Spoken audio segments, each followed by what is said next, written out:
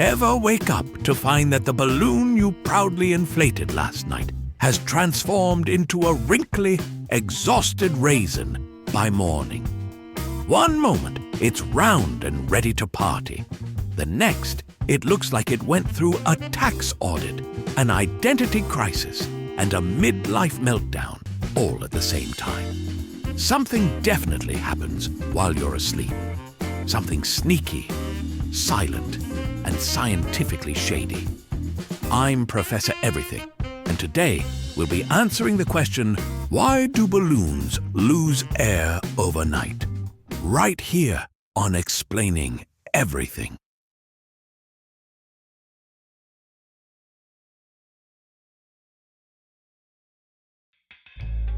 Let's start with a shocking truth.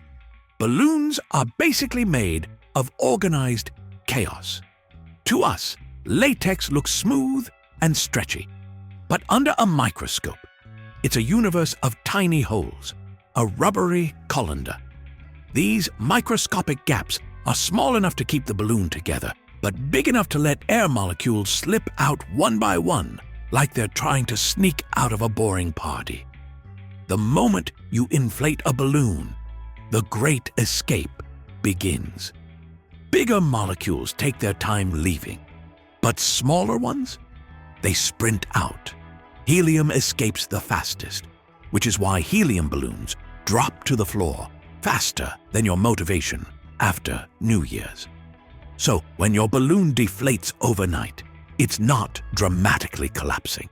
It's quietly leaking air molecules like a polite introvert tiptoeing out the back door. Now here's where things get spicy. Nighttime actually makes balloons deflate even faster. When the temperature drops at night, the air inside the balloon gets colder, and cold air shrinks. So even if not a single molecule escaped, your balloon would still look sad and saggy in the morning. Nature is rude like that. But wait, it gets better. Cold temperatures also stiffen the latex.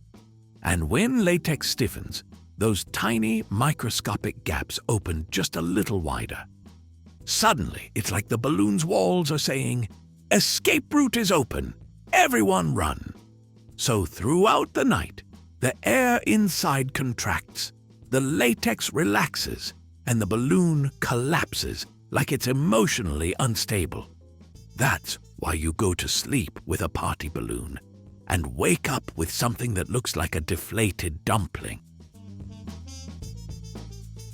And then there's helium, the commitment phobe of the gas universe.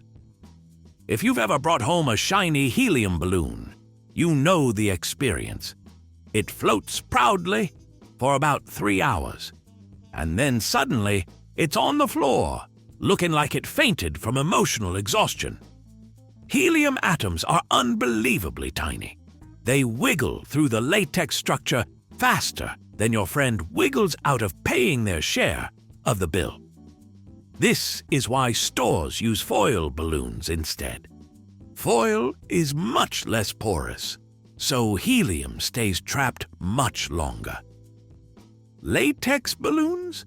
Not so lucky. They lose helium like it's a clearance sale. Here's another reason your balloon slowly collapses. Pressure. A blown-up balloon is under constant internal pressure. The air inside is pushing outward, while the air outside is pushing inward. This difference creates a non-stop force that drives air molecules to escape. All day, all night, even when you whisper, "Please don't shrink, the guests aren't here yet." But physics does not negotiate. Even if you sealed the balloon with superglue and prayer, the air would still leak through the latex itself. That's how porous materials work. Balloons are basically doomed from the day they're inflated. Beautiful, but doomed. Now, can you stop a balloon from deflating? Honestly, no. You can't fight physics, but you can slow it down, kind of like using moisturizer to slow down aging. You can delay the sadness, just not prevent it forever. Keeping a balloon in a warm, comfortable room helps because cold air is the enemy. Cold shrinks the gas inside and makes the latex stiff. Basically everything a balloon hates. Using foil balloons works better too, because foil isn't porous like latex. And if you really want to go wild, you can double layer a latex balloon by putting one balloon inside another. It's ridiculous, but effective. Party stores also use a special gel called high float that coats the inside of a balloon to block the tiny pores. It actually works and can keep balloons afloat much longer. But even with all that, nothing defeats physics completely. If balloons had a dating profile, their biggest flaw would be terrible at long-term commitment. So the next time your balloon wakes up looking like it aged 40 years overnight, remember, it's not being dramatic, and it's not trying to sabotage the party.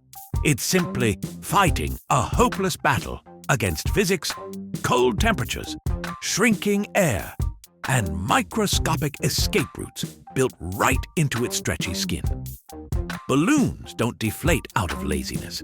They quietly surrender molecule by molecule, like a tired performer stepping off stage after one too many encores.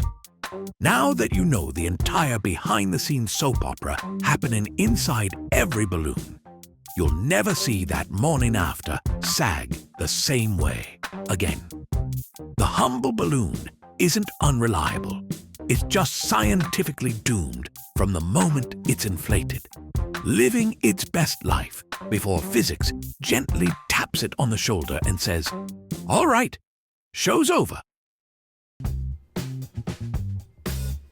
If you enjoyed this scientifically tragic, emotionally relatable balloon story, hit that like button and subscribe for more hilarious explanations about the everyday world. And if you have suggestions for our next video, feel free to share them in the comments below. We'll be sure to give you an acknowledgement for your contribution. If you enjoyed this video, please check out our other bingeable channels. Thank you for tuning in, and join us next time here in the channel that answers all the why, what, who, where, and how questions you've always wondered about, here on Explaining Everything.